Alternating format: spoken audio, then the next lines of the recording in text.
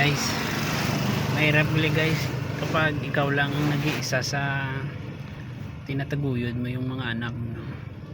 Akala ko madali lang, pero mahirap talaga kapag wala kang kasamang magpapalaki sa kanila.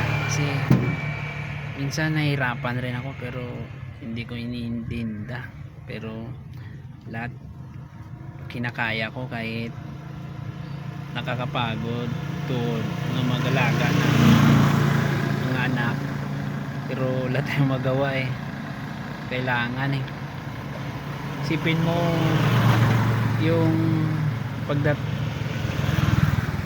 iatid mo sa eskwelahan, tapos ikaw mabiyahe ka pa, ikaw ang nagpapaligo, ikaw ang ating sundo sa eskwelahan, tapos ngayon malaki na sila,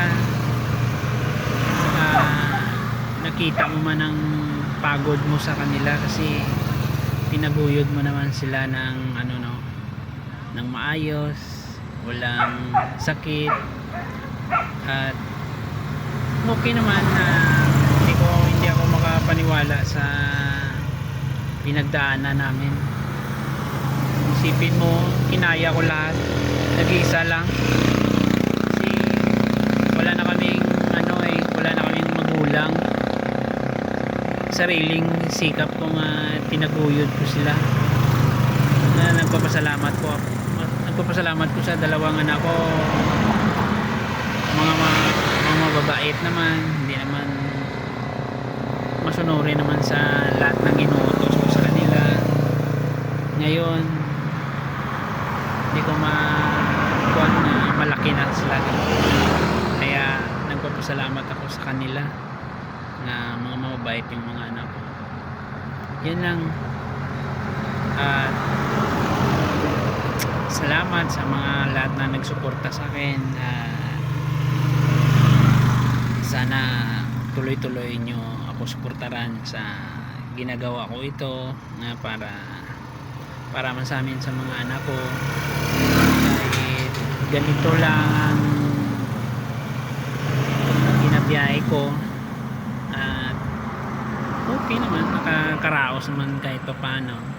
Kaya sipag lang guys sa mga driver, hindi mo pag-asa, sipag lang, kayod lang mga brother. Kaya nakakapagod rin, pero wag natin isipin yung pagod. Kaya sipag lang mga brother. Yan lang ang papapayo ko sa iyo, wag kang mawala ng pag-asa. Sabi nila nga habang may buhay, may pagsikat ng araw, tuloy naman ang buhay. Yan lang guys, follow and share na lang.